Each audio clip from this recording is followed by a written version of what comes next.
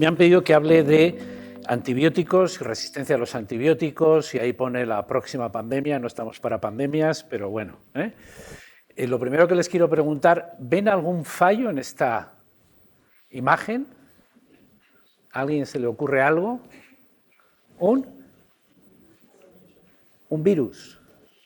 Parece un virus eso, ¿verdad? Bueno, la inteligencia artificial probablemente si le metemos ahí bacterias, resistencia a los antibióticos, etcétera, nos da una imagen parecida a esa, que parece más un virus que una bacteria, ¿no? Esto me da pie para dar el primer mensaje, y es: los antibióticos no hacen nada contra los virus, ¿vale? Pero bueno, la primera idea. Bueno, yo, como ven ahí, yo soy microbiólogo, es decir, yo me dedico a estudiar bacterias, patogenicidad bacteriana, desarrollo de vacunas, etcétera, en la Universidad de Navarra, ¿no? Tienen ahí también mi correo electrónico, por si alguno luego quiere escribirme, y la cuenta microbioblog de antes Twitter, ahora X, también en Blue Sky, si alguno tiene Blue Sky, Instagram, LinkedIn, etcétera. Bueno, estamos en el Museo de la Evolución, entonces vamos a hablar de evolución. Yo les voy a contar una historia. Imagínense, hace 4.000 y pico millones de años, la Tierra, un ambiente bastante hostil, altas temperaturas, entre 30 y 70 grados, alta concentración de gases, CO2, metano, amonio, no hay oxígeno, es un ambiente anaerobio, alta energía, volcanes, terremotos, meteoritos, tormentas eléctricas, radiación ultravioleta. En esas condiciones, hace aproximadamente unos 3.800 millones de años, surge la vida. Pasamos de lo inerte a lo biológico. Y comienzan a aparecer los primeros microorganismos, primeras bacterias, arqueas, que pueblan prácticamente todos los ecosistemas de la Tierra y que permanecen, digamos, como únicos habitantes del planeta durante cerca de 3.000 millones de años. Durante todo ese periodo, los microorganismos pelean entre ellos. Las bacterias pelean entre ellas para, digamos, hacerse un hueco en los ecosistemas. Y las bacterias lo que hacen es producir sustancias que maten a otras bacterias simplemente para evitarse la competición, ¿no? La competencia por el nicho ecológico. Es lo que podríamos decir un auténtico juego de tronos entre microorganismos. Y ahí es ya cuando aparecen los antibióticos, ¿no? Moléculas que producen estos microorganismos para evitar a otras bacterias. Y al mismo tiempo, porque esto es evolución, ¿verdad?, al mismo tiempo otras bacterias se van haciendo resistentes a esos antibióticos y están ahí luchando. Unas producen antibióticos, las otras se hacen resistentes, y tenemos esa lucha entre esos microorganismos por los ecosistemas. De hecho, si nosotros ahora tomamos una muestra, por ejemplo, del suelo, y cultivamos las bacterias en una placa, que esto es una placa de Petri donde vemos distintos tipos de colonias, podemos ver de alguna manera esa lucha entre los microorganismos, ¿vale? En algún momento, si nos acercamos, ¿verdad?, vemos imágenes como estas, en las que vemos ahí las distintas colonias bacterianas que van creciendo, y de repente, a ver si funciona el puntero, sí, perfectamente, ¿eh? Ven, por ejemplo, esto es una colonia bacteriana que está rodeada por estos hilos que hay ahí, son otras bacterias, ¿vale? Pero aquí lo que tenemos es una bacteria que hay un halo de inhibición en el que no llega, algo está produciendo ese microorganismo que inhibe el crecimiento del que tiene al lado. Esto lo vemos también muy bien en esta pequeñita de aquí, es pequeñita pero matona, ¿verdad? Tenemos una colonia bacteriana ahí que está produciendo alguna sustancia que hace que esta otra bacteria no la englobe, le está inhibiendo el crecimiento, ¿no? Y aquí tenemos otra imagen también, de esta pequeña colonia bacteriana que no deja el crecimiento de esta otra grande que hay aquí. Este fenómeno se denomina antibiosis.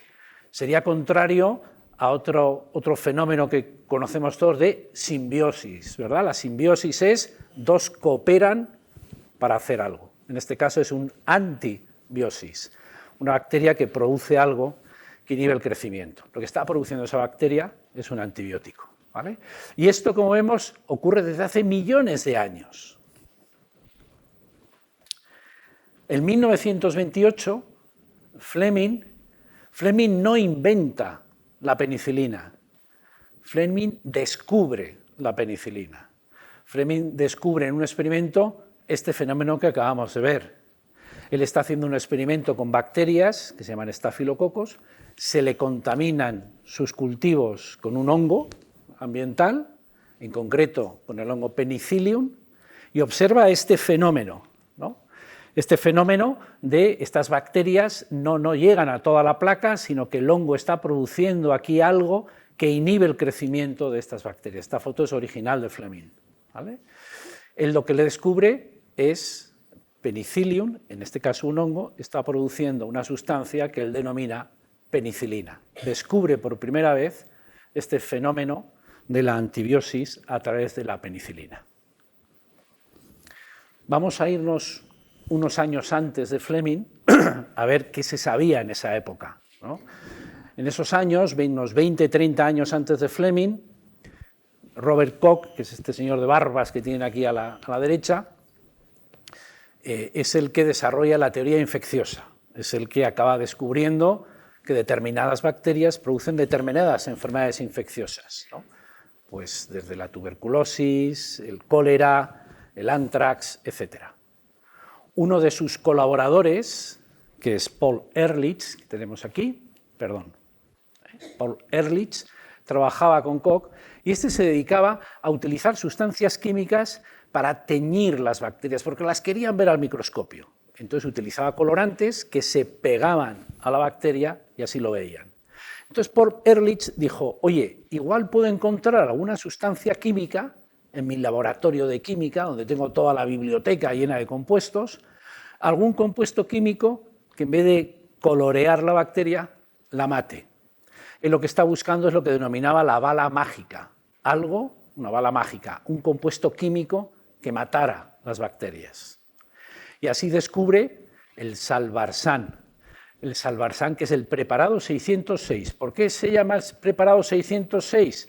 Porque estuvo ensayando con distintos compuestos hasta que dio con el 606, 605 no funcionaba, ni los anteriores, y por fin en su biblioteca de sustancias químicas encuentra uno que es el número 606, que es el Salvarsan. El Salvarsan es un derivado del arsénico. El arsénico es un veneno, como saben, muy potente, pero que inhibía, en este caso, a una bacteria que es treponema, que producía la sífilis, una enfermedad de transmisión sexual que en aquella época, estamos en los años 20, un poquito antes, pues era un problema muy serio, ¿no?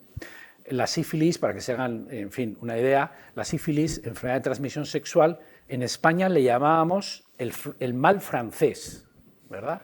Los franceses le denominaban el mal español, ¿no? Es decir, cada uno iba aquí pasándose la pelota. Bueno, el Salvarsan, el arsénico, este es derivado del arsénico, inhibe a esta bacteria, pero tiene un problema, que es un derivado del arsénico. Y 1 de cada 200 personas podían morir por envenenamiento. Ehrlich decía, es que no sabéis usarlo. Bueno, muy bien. Pero tenía efectos secundarios graves. Luego desarrollan el Neosalvarsan, etcétera, pero aunque era eficaz, era una sustancia química, pues daba problemas, ¿no? Unos años después, Gerhard Domhak descubre también otro compuesto químico de laboratorio, que son las sulfonamidas, sulfamidas. Lo que hacen este producto es inhibir la síntesis de ácido fólico, de manera que las bacterias no pueden producir vitaminas, etcétera, y de ahí viene su acción antibacteriana, ¿vale? Las sulfamidas, esto no se ve ahí, bueno, las sulfonamidas se utilizaron durante los años 20, los años 30, para inhibir el crecimiento de muchas bacterias. No es un antibiótico, sino que es un producto químico, ¿no? Los antibióticos, volvemos otra vez a Fleming, en 1928, son productos, como hemos visto, que producen las propias bacterias. Fleming lo descubre en 1928, lo publica en el 29, pero Fleming no es consciente realmente de lo que tiene entre manos, porque no hace ni un experimento con ratoncitos para ver si eso realmente funciona y cura una infección, ¿vale? No es hasta casi 10 años después en los que estos dos investigadores de la Universidad de Oxford, Florey y Chain, continúan los experimentos de Fleming, empiezan a purificar la penicilina, hacen los primeros experimentos en ratoncitos y ven que cura una infección y empiezan a hacer los primeros experimentos en humanos. Pero estamos en 1938, 1939, 1940. ¿Qué ocurre entonces? Bueno, perdón, antes lo que se dan cuenta es que para producir unos poquitos gramos de penicilina necesitan cientos de litros de medio de cultivo. Es decir, la obtención de penicilina es muy poco eficaz, ¿vale? Estamos, como digo, a principios de los años 40 y entonces estamos en plena Segunda Guerra Mundial. Hitler quiere invadir Inglaterra, bombardea Londres. En esas condiciones se pueden imaginar que trabajar en un laboratorio y encontrar financiación para producir penicilina pues es prácticamente imposible, ¿no? Y Florey y Chain lo que hacen es irse a Estados Unidos a continuar sus investigaciones, ¿no? Ahí empiezan ya, consiguen un nuevo hongo que produce penicilina, que produce gran cantidad de penicilina, llegan a purificar gran cantidad de penicilina y bueno, y ya empiezan a utilizarla en humanos. Se ve que no es tóxica, que funciona muy bien, y estamos ya en plena Segunda Guerra Mundial y la obtención de penicilina acaba siendo uno de los grandes objetivos militares de Estados Unidos. Había dos grandes proyectos, el proyecto Manhattan, para construir la bomba atómica, y otro proyecto que era la obtención de penicilina, ¿no? Porque en la Primera Guerra Mundial lo que sí se había visto es que muchos de los soldados morían por las heridas de guerra, ¿no? Y efectivamente, gracias a la penicilina, se salvaron cientos de miles de soldados de las heridas, ¿no? Estamos ya a finales de los años 40 y luego ya después de la Segunda Guerra Mundial la penicilina ya se distribuye a la población civil, ¿no? De manera que al final, en 1945, pues Fleming, Chain y Florey reciben el premio Nobel de Medicina, ¿no? No por haber, repito, inventado la penicilina, sino por haberla descubierto, ¿vale? En el Museo de Ciencias de Historia Natural de Londres, pues guardan ahí en esa cajita el hongo, dicen que es el hongo original con el que trabajó Fleming para obtener la penicilina. Bien, la historia continúa ya a partir de los años 40, los años 50, cada año se van descubriendo nuevos antibióticos, ¿no? De manera que comienza toda una carrera, digamos, de ir descubriendo ya no la penicilina, sino nuevos antibióticos distintos. Además, no es la penicilina, sino las penicilinas y otros antibióticos que los producen. ¿Dónde se encuentran principalmente? En aquellos microorganismos que están en el suelo, porque es donde está dando esa batalla de la que hemos hablado al principio de la charla, ¿no? Por ejemplo, un gran productor de antibióticos es Streptomyces, que es una bacteria que está en el suelo, que en algunos suelos es súper abundante y que es un gran productor de antibióticos, de la streptomicina, eritromicina, canamicina, de las tetraciclinas, etc., ¿no? Otra bacteria también del suelo, gran productora de antibióticos, es la que se denomina Bacillus, donde producen la bacitracina, polimixina, etc., ¿no? Y luego también, como hemos visto, hongos, desde el Penicillium, Cephalosporium, y producen las penicilinas, las cefalosporinas. Son distintos tipos de antibióticos que nos pueden ir sonando, ¿no? Luego, evidentemente, esos antibióticos que se van de primera, segunda, tercera, cuarta generación se van modificando químicamente en el laboratorio, de manera que vamos teniendo un arsenal de estos antibióticos que vamos utilizando para evitar las infecciones, ¿no? ¿Cómo actúan los antibióticos? Pues principalmente en aquellas funciones o áreas que son distintas a las de nuestras células, ¿no? Las bacterias, por ejemplo, tienen una pared celular que no tienen nuestras células. Muchos antibióticos ¿verdad? Rompen las bacterias a nivel de la pared celular, o pueden inhibir la síntesis de proteínas, que es distinta de nuestras células también, u otras rutas metabólicas, ¿no? De manera que los antibióticos funcionan contra las bacterias, pero no contra los virus, ¿vale? Por eso es más fácil obtener antibióticos que antivirales. Los virus están siempre dentro de nuestras células, son piratas que están dentro de nuestras células y por lo tanto obtener alguna molécula que bloquea al virus es mucho más difícil que obtener una molécula que bloquee o inhibe a la bacteria. Es más fácil obtener antibióticos que antivirales, ¿no? Pero de nuevo, recuerden que los antibióticos no hacen nada contra los virus. Podemos estudiar cómo las bacterias son resistentes o sensibles a los antibióticos. Esto que tienen aquí es lo que se denomina un antibiograma, que en el que lo que hacemos es, en una plaquita, sembramos nuestra bacteria y en esos discos, que son unos discos de papel, añadimos el antibiótico. De manera que si esa bacteria es resistente al antibiótico, pues vemos que crece totalmente. Pero si en ese antibiótico que hemos puesto, que sería el ejemplo A, si tenemos el B, si tenemos un antibiótico B que produce, que es activo, se difunde alrededor de ese disco e inhibe el crecimiento de la bacteria, ¿vale? Es lo mismo que hemos visto al principio de la antibiosis que ocurre en condiciones naturales. Esto lo podemos repetir en el laboratorio y podemos ir estudiando qué bacterias son sensibles o resistentes a un antibiótico. ¿Qué está ocurriendo en los últimos años cuando hacemos este tipo de ensayos? Pues que pasamos de esta situación a esta. ¿Esta situación qué es? Esto es una bacteria que hemos sembrado ahí, le hemos puesto antibióticos y todos esos antibióticos inhiben la bacteria. Esa bacteria es muy sensible a los antibióticos, funcionan muy bien. Pero esa misma bacteria, al cabo de unos años, de 10 años, la sembramos, ponemos los antibióticos y la bacteria crece prácticamente por todo. No hay halos de inhibición, son muy pequeñitos. Esa bacteria se ha hecho resistente a los antibióticos. Y esto ya es un problema. En esa batalla que hemos hablado en la evolución, estamos seleccionando bacterias resistentes a los antibióticos, ¿no? De manera que en este esquema que hemos puesto antes, es que de los años 50 hemos ido desarrollando distintos antibióticos, al mismo tiempo prácticamente han ido apareciendo bacterias resistentes a esos antibióticos.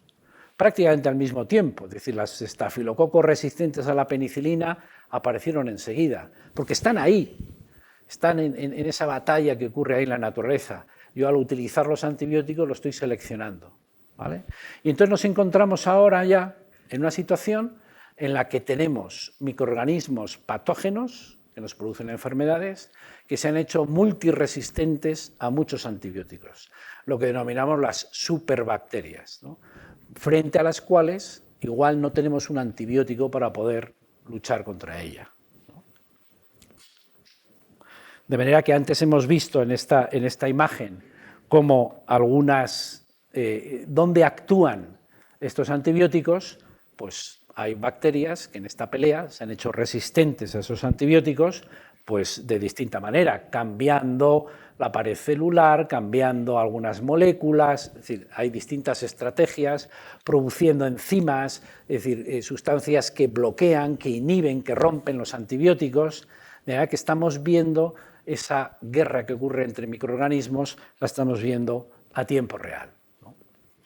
Hay que tener en cuenta que los microorganismos, las bacterias sobre todo, viven en comunidad, son muy cotillas y muy promiscuas. ¿Y esto por qué lo digo? Porque es muy fácil que intercambien información entre ellas, ¿no? Y realmente lo que está pasando es que las bacterias pueden intercambiar genes, pueden intercambiar la información genética donde está esa resistencia a los antibióticos. De verdad que si yo soy resistente a los antibióticos y estoy al lado de otra bacteria, puedo pasarle esa información, ¿vale? Es como si le hiciera una llamada con el móvil y digo, oye, te paso, los que tienen un iPhone, ¿no? Que por el iPhone se pueden pasar una imagen, ¿no? Bueno, pues igual, algo así tienen los microorganismos, las bacterias, es lo que se llama el fenómeno de conjugación. Esta bacteria puede unir un puente de conjugación, un tubo a esta bacteria, a través del cual le va a transmitir la información genética para la resistencia a los antibióticos. De manera que si esto lo vamos haciendo unos a otros, al final imagínense pues que vamos conjugando unos con otros, vamos intercambiando estos genes y al cabo de un rato todos tenemos esos genes de resistencia a los antibióticos, ¿no? Esto es lo que está ocurriendo en el mundo bacteriano, ¿no? Ahí tienen una serie de que se llaman plásmidos, ¿verdad? Es decir, donde están los genes de resistencia a los antibióticos y a través de este fenómeno de conjugación puede pasarle a otra bacteria esa información y va transmitiéndose entre ellas esa información. Si además tenemos en cuenta que estamos añadiendo antibióticos, pues puede ocurrir que, imagínense que tenemos toda una población de bacterias y aquí hay dos que son resistentes, ¿vale? Yo añado el antibiótico. ¿Qué va a ocurrir? Pues que voy a matar a todas estas de aquí, todas las amarillas, porque son sensibles al antibiótico. Solo me van a quedar estas dos, que se van a ir multiplicando y además de multiplicarse, van a ir pasando esa resistencia a los antibióticos a otras bacterias. De manera que al cabo de un tiempo que tengo, pues que de tener una población susceptible al antibiótico, he pasado a tener una población resistente al antibiótico. Esto es evolución, esto es Darwin en estado puro, seleccionar los más resistentes en este caso, en el que la presión selectiva, ¿cuál es? El antibiótico. ¿Vale? Si aquí estuviésemos todas las bacterias y añado antibiótico, los que son ustedes sensibles al antibiótico se mueren. Se quedan los resistentes y esos se reproducen. Al cabo de varias generaciones, toda la población es resistente a los antibióticos. Esto es lo que está pasando porque estamos usando muchísimos antibióticos. Estamos abusando de los antibióticos, ¿no? De verdad que si tenemos millones de microorganismos, el antibiótico nos carga a todos, se carga a todos menos los que son resistentes, esos se multiplican y al cabo de un tiempo toda la población es resistente y además, como pueden pasar esa resistencia de unas bacterias a otras, esto se transmite entre la población de bacterias que están en nuestro cuerpo, están en los animales, están en el ambiente, están en muchos sitios. No solo eso, sino que además viajan con nosotros. Hay muchos estudios, como este que tienen en la pantalla, donde se ha aislado, por ejemplo, una bacteria resistente a los antibióticos en una persona, ¿no? Y se hace la investigación. ¿Y de dónde viene esta bacteria? Pues viene de que esta persona ha estado quizá en la India, y en la India se ha infectado con esta bacteria y la trae a Nueva York y la transmite a otras personas en Nueva York. De manera que, de la misma manera que nosotros viajamos, con nosotros pueden viajar también este tipo de bacterias. Con lo cual, no solo se transmiten entre ellas, sino que nosotros también transmitimos estas bacterias resistentes a los antibióticos. Las bacterias resistentes a los antibióticos, por lo tanto, se transmiten pues, desde los animales, la ganadería, por ejemplo. Se están utilizando antibióticos en ganadería, ahora en Europa está prohibido, ¿verdad? De la misma manera que nosotros vamos al médico y nos da una receta, el veterinario, el ganadero, también tiene que ir al veterinario y que le dé una receta. Hace años se daban antibióticos porque un efecto secundario de los antibióticos es el engorde. Y era una manera preventiva de, oye, yo doy muchos antibióticos al ganado, engordan y así prevengo enfermedades infecciosas. Eso está prohibido en Europa. Lo que se haga en la India o en Pakistán, pues no sabemos, ¿vale? Bien, pero eso está prohibido. Pero es verdad que se usan antibióticos en ganadería, de manera que ahí hay un pool de bacterias resistentes a los antibióticos que pueden pasar a través del contacto, etcétera, pueden pasar al medio ambiente, a las aguas, a los ríos con los que riegas los vegetales, los alimentos, etcétera, y de ahí pueden pasar al ser humano. Es una fuente también de bacterias resistentes a los antibióticos. También en la comunidad, entre nosotros ya hemos visto que podemos intercambiar bacterias, especialmente en el ámbito hospitalario. En el ámbito hospitalario lo que tenemos son personas enfermas, personas inmunocomprometidas, y es un ambiente donde se usan muchos antibióticos para evitar eso, para evitar que esas personas se enfermen. De manera que eso genera que con mucha facilidad aparezcan este tipo de bacterias, ¿vale? A veces, quizá han oído que en un hospital o bueno, pues hay alguien que se ha infectado con una bacteria resistente a los antibióticos. Normalmente no es negligencia, no es que sean suciedad, sino porque es muy difícil de controlar, porque tú tienes a las personas inmunodeprimidas, les das antibióticos, es un ambiente donde se usan muchos antibióticos y se favorecen este tipo de fenómenos, ¿no? Y luego hemos comentado también que pueden, a través de los viajes, podemos transmitir este tipo de bacterias, ¿no? ¿Cuáles son las que más preocupan en este momento? Bueno, pues bacterias que producen sobre todo infecciones respiratorias, infecciones intestinales, infecciones urinarias. Es lo que se denomina el grupo escape. Escape viene del acrónimo de las iniciales de estas bacterias, ¿no? Enterococcus, Staphylococcus, Klebsiella, Cinetobacter, Pseudomonas, Enterobacter, de ahí viene escape, ¿no? Bueno, pues muchas de estas bacterias son resistentes a los últimos antibióticos que ya tenemos de última generación. Si te infectas con esta bacteria, tenemos un problema, ¿no?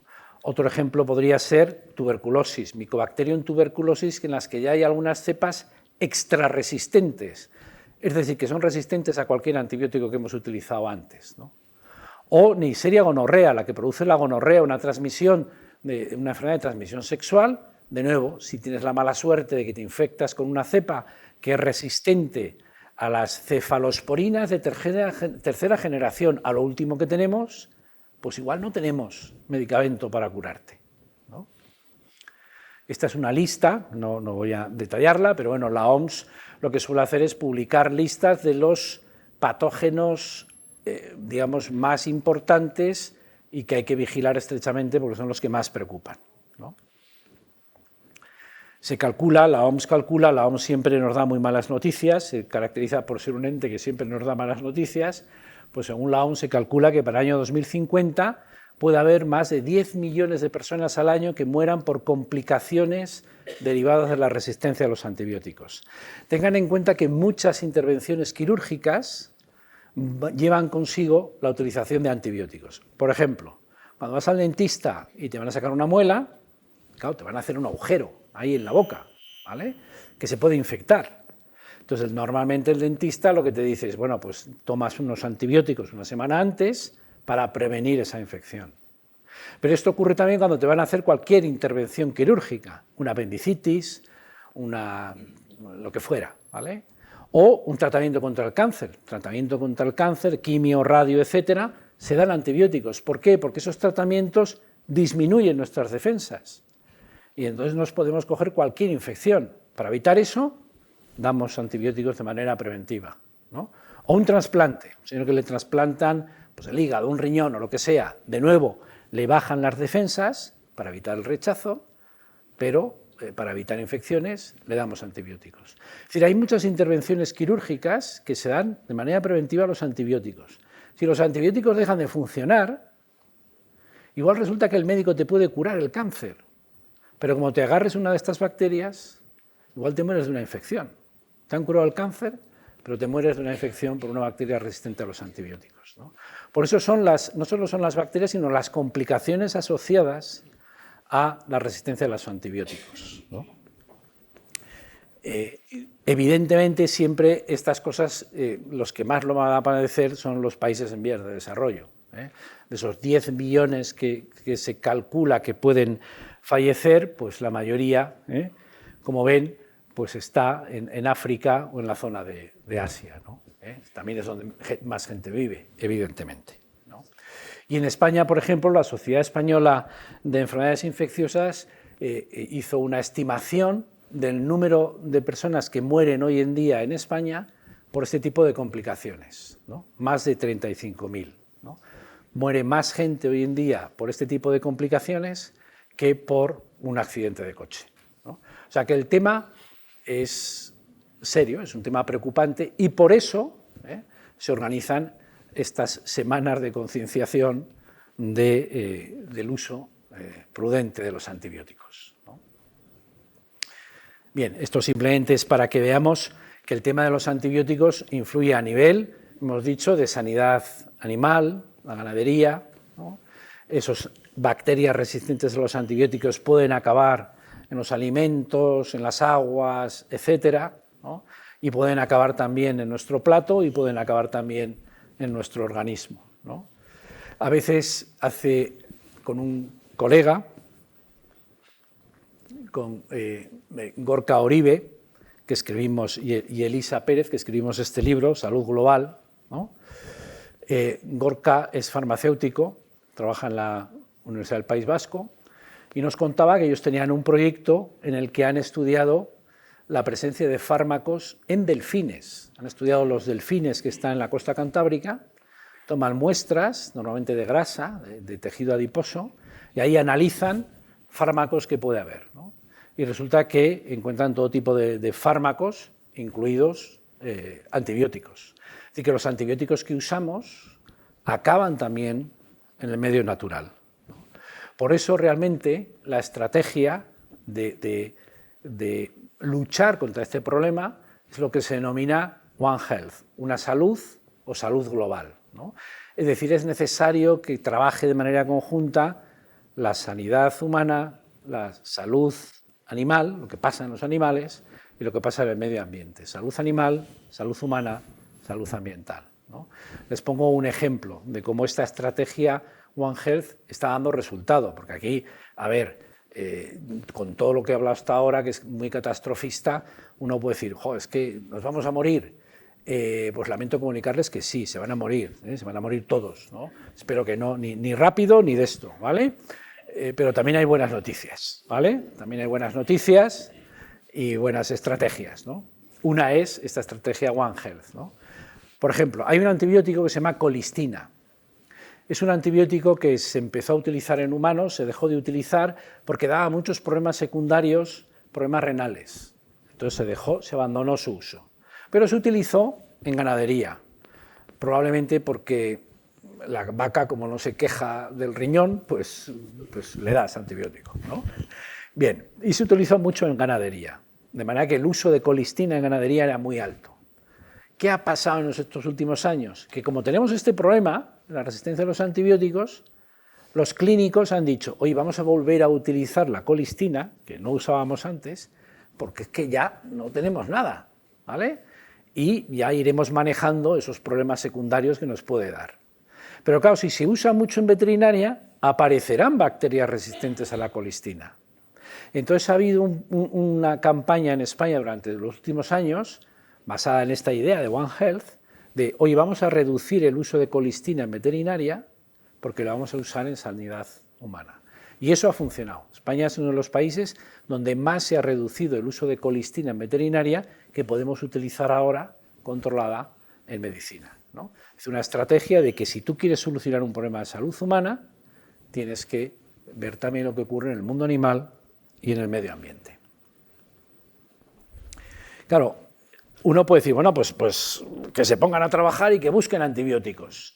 Buscar nuevos medicamentos es muy complejo, es muy difícil, lleva muchísimos años. Aquí tenemos desde que se descubre algún compuesto, alguno hipotético, lo buscas por ahí en la naturaleza, en esa batalla que ocurre en ese Juego de Tronos, buscas algún compuesto, hasta que realmente ese compuesto acaba en el mercado, pues pueden pasar, como ven aquí, pues más de 10 años, ¿vale? De trabajo y con una inversión millonaria, ¿no? Por eso hay muy pocas empresas hoy en día que quieran dedicarse a la búsqueda de antibióticos, ¿no? Porque luego el antibiótico no puede ser un antibiótico que cueste 200.000 euros, ¿no? Entonces ahí tenemos un problema en el que cada vez hay menos empresas que quieran dedicarse a la búsqueda de nuevos antibióticos, ¿no? Entonces, ¿cuál es la solución? Bueno, pues yo voy a comentar 3 estrategias que me parece que pueden ser interesantes y que, bueno, nos pueden dar algunas pistas, ¿no? Una, efectivamente, es la vacunación, ¿no? La vacunación es una manera de reducir la presión de enfermedades infecciosas en la población. Si hay menos enfermedades infecciosas, usaremos menos antibióticos. También contra la gripe, porque usted ha dicho que los antibióticos no hacen nada contra la gripe, pero a mí el médico, yo tenía gripe y el médico me recetó antibióticos. Entonces, ¿qué pasa? ¿Que es un torpe y que me ha engañado? No. En el caso concreto de la gripe, lo más preocupante muchas veces son las infecciones secundarias asociadas a la gripe. La gripe te disminuye las defensas, te disminuye las defensas también del tracto respiratorio, de manera que es más fácil que te infectes con bacterias que te pueden producir una neumonía. Por eso, en algunos casos, después de una gripe, se recomiendan antibióticos. Pero eso ya es un tema que lo tiene que decir el médico en la consulta. Pero la vacunación contra la gripe, por eso mismo, también nos va a reducir el uso de infecciones, nos infectaremos menos esas infecciones secundarias y usaremos menos antibióticos. De manera que la vacunación previene y reduce infecciones, reduce el número de portadores, de personas que portan bacterias resistentes a los antibióticos, disminuye esas cepas, previene infecciones secundarias, de manera que vacunarse,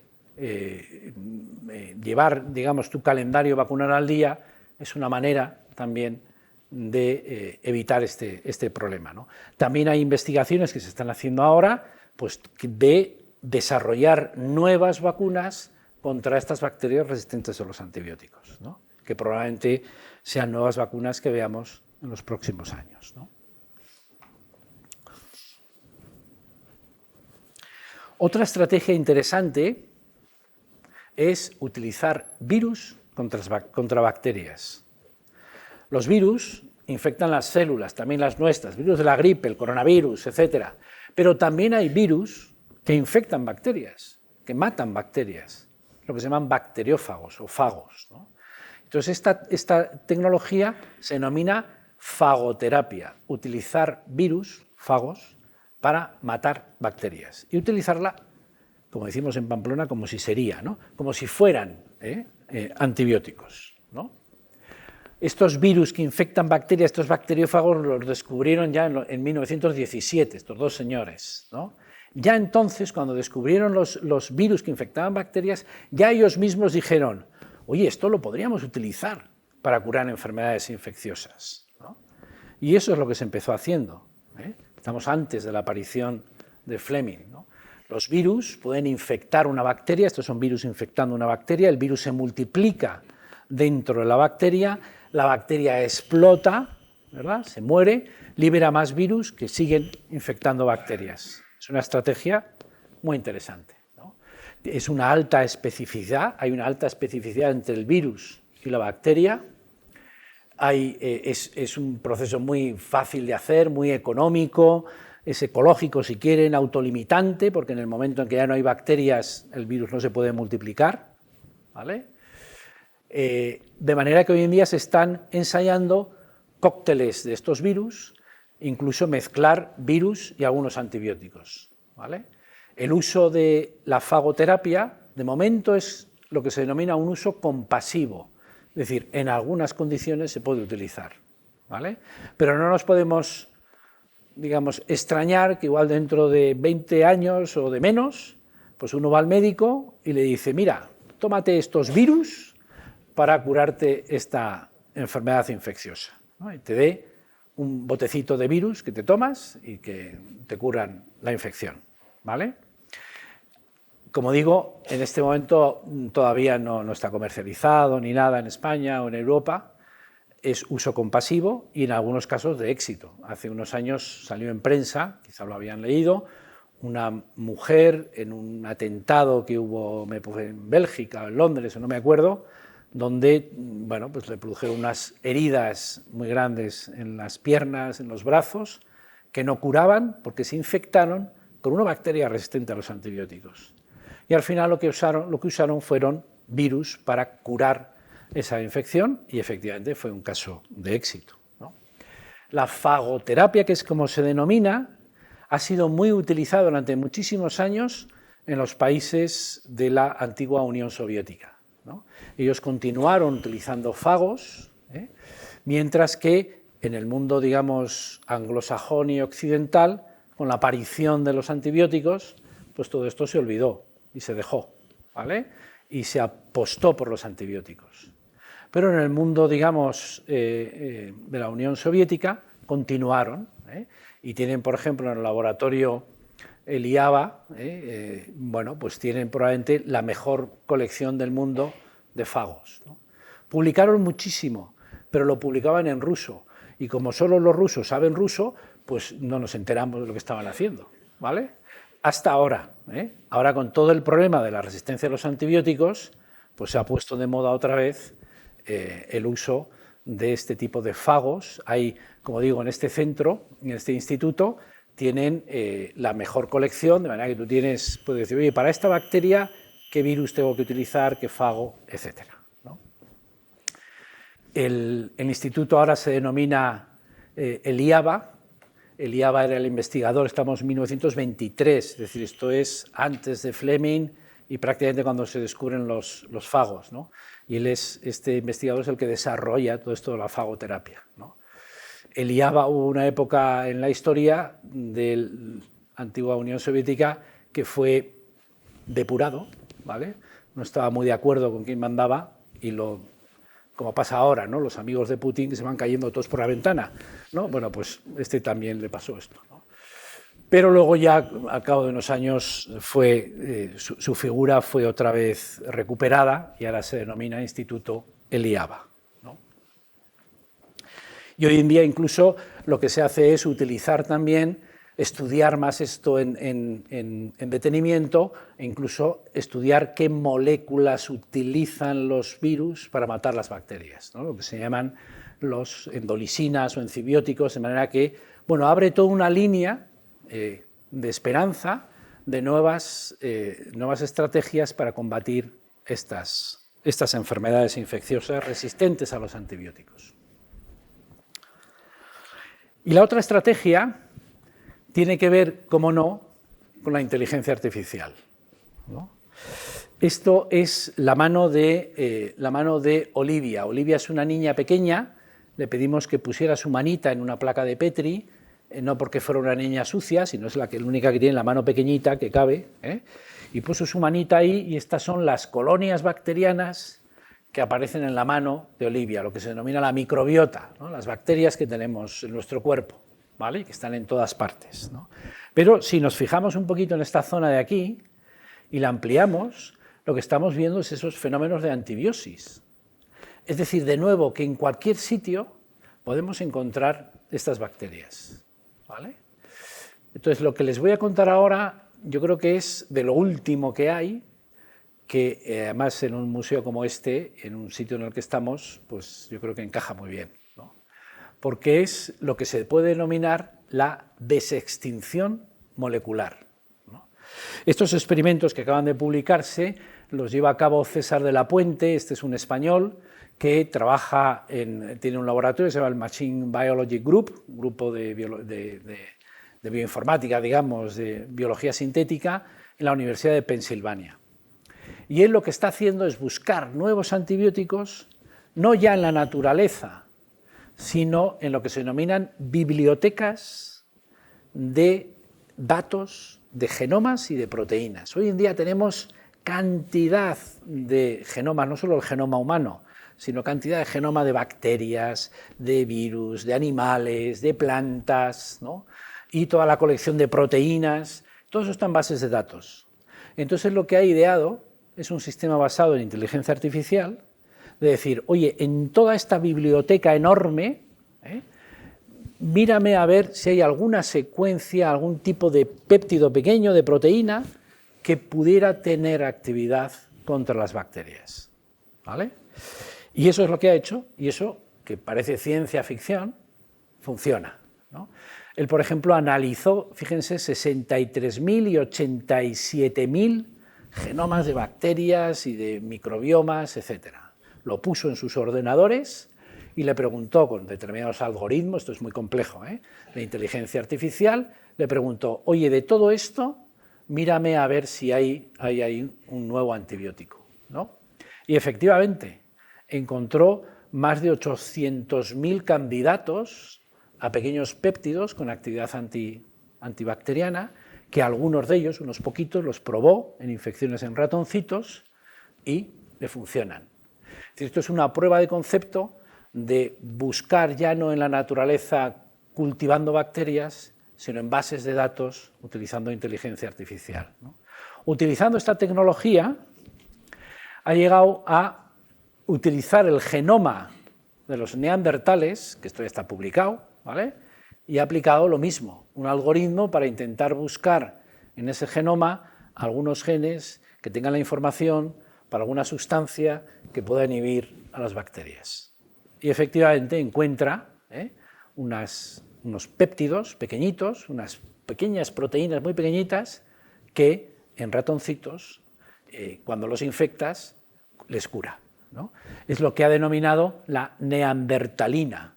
Sería un nuevo antibiótico obtenido del genoma de los neandertales. Y a eso es lo que denomina él la desextinción molecular, ¿no? Esto incluso lo ha hecho con otros animales extinguidos, no solo con los neandertales, sino lo ha hecho con mamuts, con el oso de las cavernas, con el dientes de sable, etc., ¿no? Y ahí está obteniendo nuevas moléculas con actividad antimicrobiana. Por ejemplo, aquí habla de la mamutusina. Pues esto es un antibiótico obtenido del genoma de los mamuts, ¿no?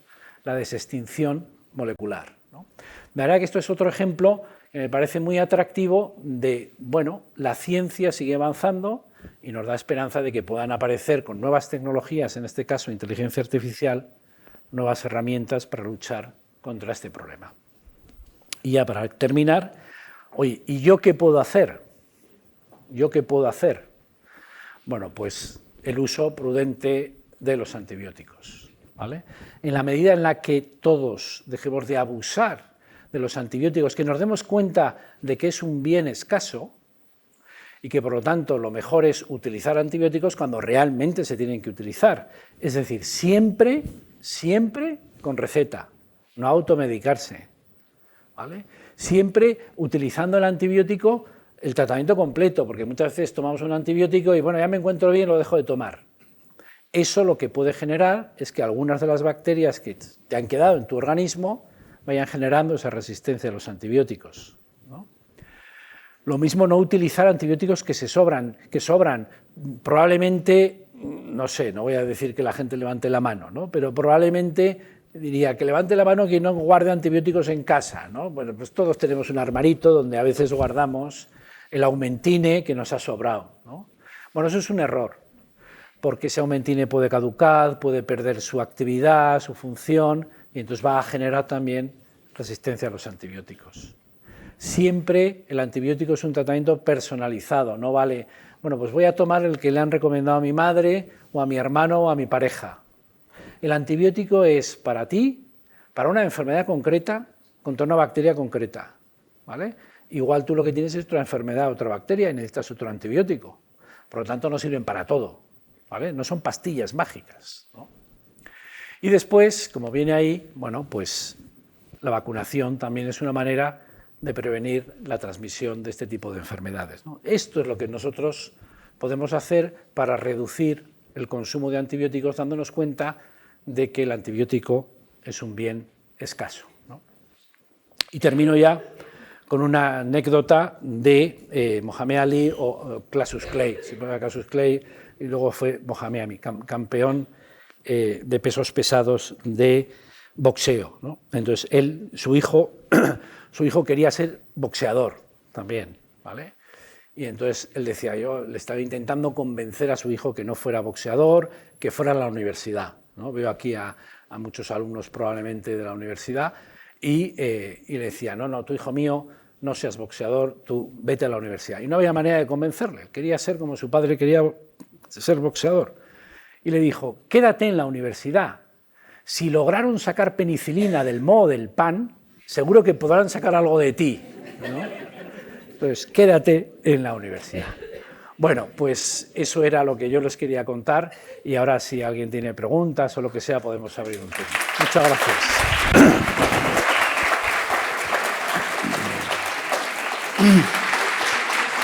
Pues muchas gracias, Nacho.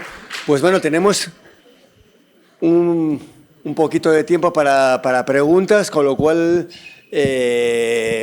pues nada, lanzamos... ¿Quién se anima? A ver, aquí. Ya, si podemos encender la luz, no sé si alguien arriba, para que se vea mejor. ¿Cómo se conserva el genoma de los neandertales para estudiarlo? ¿Cómo se conserva? Sí. Bueno, eso pregúntalo aquí al Museo de Evolución, ¿no? A ver, durante muchísimos años, efectivamente, analizar el genoma antiguo ha sido un problema, porque el genoma se degrada, ¿no? Pero sí que ha habido, sobre todo utilizando, me parece que son dientes, porque en los dientes se conserva muchísimo mejor, molares, etcétera. De ahí se ha podido extraer el genoma y el genoma completo de los neandertales. De hecho, uno de los últimos premios Nobel, yo creo que fue hace 2 años, de Svante Paavo, me parece que se llamaba, le dieron el premio Nobel por haber puesto las técnicas a punto de extracción de DNA antiguo y de secuenciación. De manera que efectivamente de todos estos animales, animales no el neandertal, sino el mamut, etcétera, pues hay genoma y se ha secuenciado. Sí, sí. Ahí hay otra pregunta. Espera, pon, porque si no, no van a oír. Entonces, ¿se puede decir que los organismos superiores también producen antibióticos? O sea, ¿qué interés puede haber en un genoma que permita, qué sustancia produce que permita luchar contra las infecciones bacterianas? Sí, buena pregunta. Por una parte, pueden ser nuestras propias bacterias, que son las bacterias que tenemos nosotros que produzcan antibióticos, pero en este caso concreto lo que buscan son pequeños péptidos antimicrobianos. Nuestro cuerpo, nuestras células, producen algunas sustancias antimicrobianas, algunos enzimas, la lisocima, por ejemplo, que son enzimas que se producen a veces en los macrófagos, en las células, en las criptas intestinales, que tienen esa función antibacteriana y que son parte de nuestro sistema de defensa contra las bacterias. Entonces, en este caso concreto, lo que buscan son esos pequeños péptidos que producen algunas células de estos animales. Más.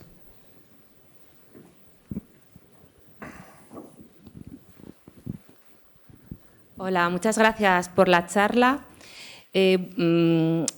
Una de las cosas que nos has señalado es que no se debe de utilizar restos de antibióticos que nos quedan en casa. Entonces, bueno, yo trabajo en el terreno, trabajo en una farmacia y es que verdaderamente lo estoy viendo todos los días, los tamaños de los envases no están adecuados a las pautas posológicas. Intentamos convencerles de que les falte una pastilla, tal, pero bueno, al final les han puesto 30 y necesitan 21. Sí. Y eso yo creo que es una línea de trabajo fácil, sí, y que tendría muy buenos resultados. Sí. Lo que pasa es que eso ya depende del ministerio, de farmaindustria. Sí, pero es que es algo tan básico y tan importante. Yo voy a contestar. Voy a contestar yo. Bueno, soy David Rodríguez, soy catedrático de microbiología de esta universidad. Primero, es muy caro. Muy, muy caro. Esa tontería de hacer blisters, esa cosa de las cosas americanas, de los botecitos, es extremadamente caro. Y además es extremadamente en contra de nuestra cultura. Esto que ha dicho Ignacio, hay estudios hechos en Europa en las pero no me refiero a la pauta individualizada. En la pauta individualizada, los blisters se venden igual en toda Europa. Y con eso se han hecho estudios en Europa diciendo quién guarda antibióticos, mientras que en Suecia el 0% de la población que ha participado en el estudio no guardaba antibióticos, en España era el 95%.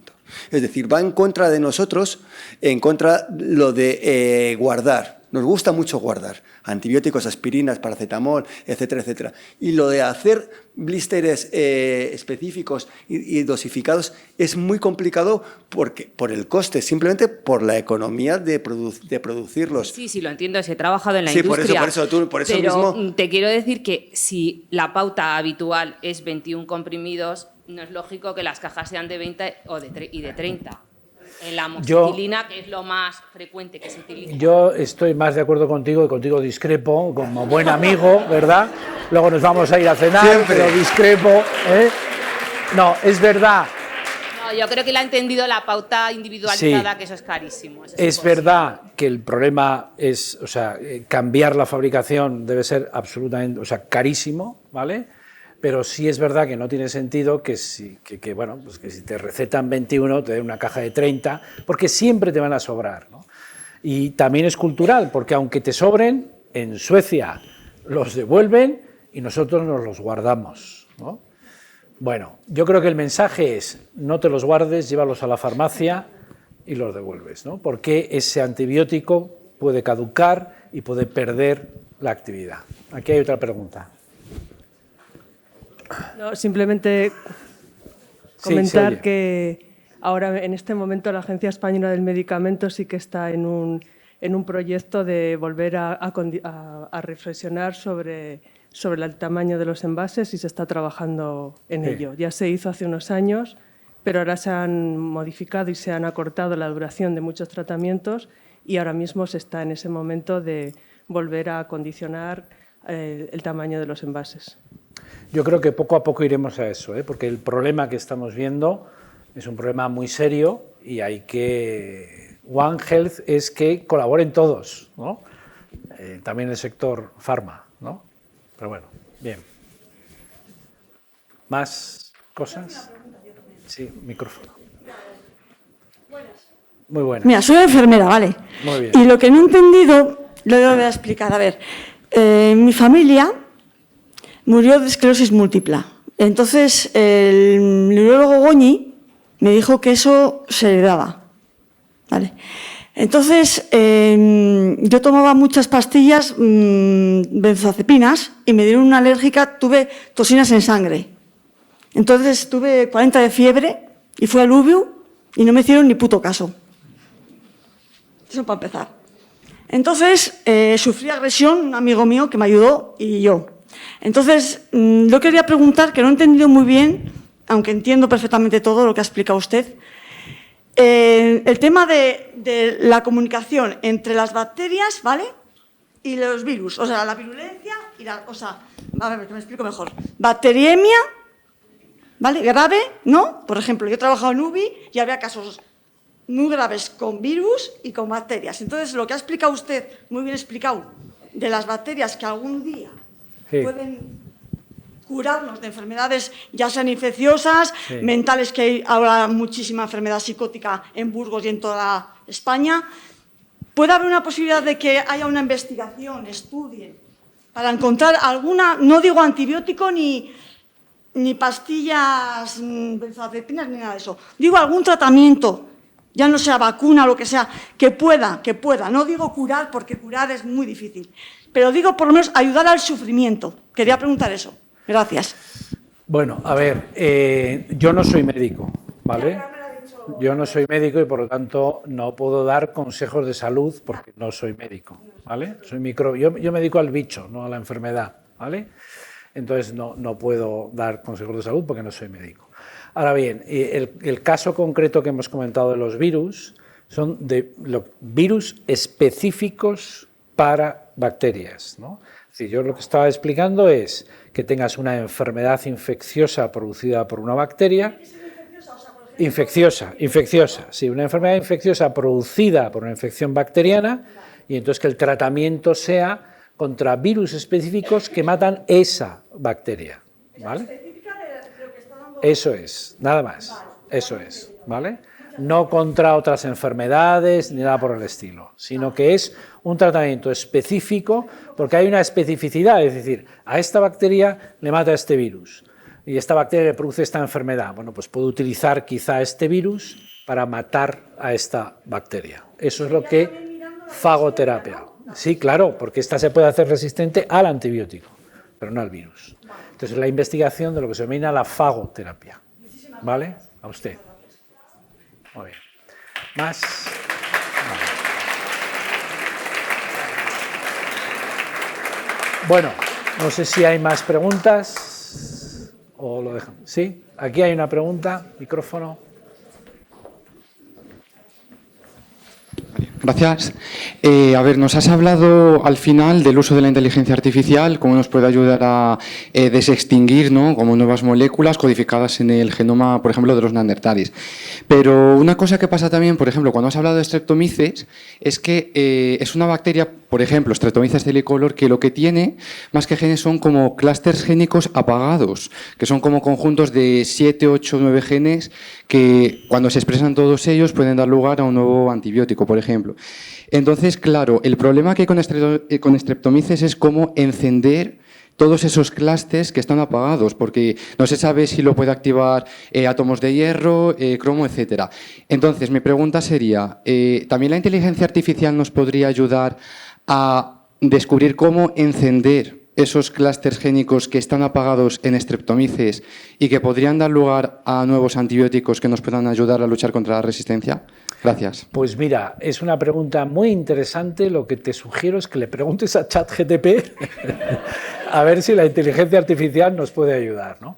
Yo creo que la inteligencia artificial nos puede ayudar a muchísimas cosas, ¿no? Pero eso que comentas, efectivamente hay muchos genes que están apagados y que no sabemos cómo se encienden, porque probablemente son cuestiones ecológicas del ecosistema en el que está esa bacteria, que habrá algo que lo active y que todavía no lo sabemos, ¿no?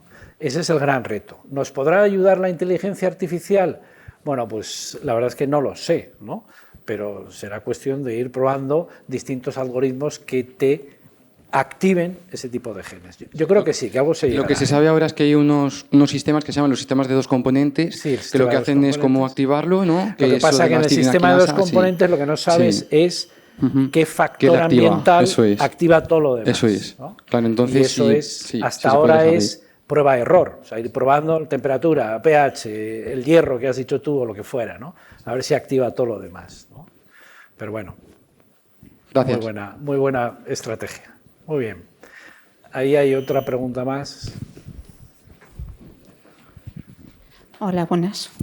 Quería preguntar, teniendo en cuenta todo el tema de análisis de control de residuos de antibióticos en alimentación, alimentos de consumo humano, me ha resultado curioso eso que nos has comentado, que para ver el control, hasta dónde llegaba y tal, los análisis que hacían a los delfines y tal y cual, para ver lo que generalmente que se hacían en muestras de grasa. Sí, porque es donde más se puede. Sí, es donde se suele, a ver, porque no diseccionan, no cazan el delfín y lo matan, digamos, ¿no? Sino que toman biopsias y lo más fácil es tejido adiposo, que es donde se va a acumular probablemente esos fármacos. Entonces de ahí es más fácil tomar la muestra y analizar todo el tejido adiposo, sin dañar al animal. O sea que más porque es más fácil de recoger así la muestra. Y porque se acumula en el tejido. Más en la grasa que en el... Sí. Muchas gracias. Sí. Hola, yo quería preguntarte, que has hablado de la biblioteca de genomas, si se sabe ya alguna directriz de cuáles son los más potentes, si de árboles o de neandertales o de otros ambientes. ¿Qué fuentes hay de genomas que se sepa de los más poderosos ahora mismo? A ver, en la diapositiva que hemos puesto ahí, en realidad utiliza muy diversos, ¿no? Entonces, no hay ninguno que digas, bueno, pues un genoma determinado de un determinado animal, sino que en realidad está buscando en distintos animales, en plantas, en lo que se llaman microbiomas, muy en general, pero no de uno en específico, porque no hay uno específico, no hay uno que sea mejor que otros. La estrategia es buscar en toda esa biblioteca enorme de información que tienes. Mucho más eficaz que ir a ver un genoma concreto. ¿Vale? Muy bien, pues... De nuevo, agradecer en primer lugar a todos los oyentes por haber venido y haber aguantado hasta el final, y sobre todo al profesor López Goñi por haber venido hasta aquí a Burgos hoy. Muchas gracias a todos. Muchas gracias.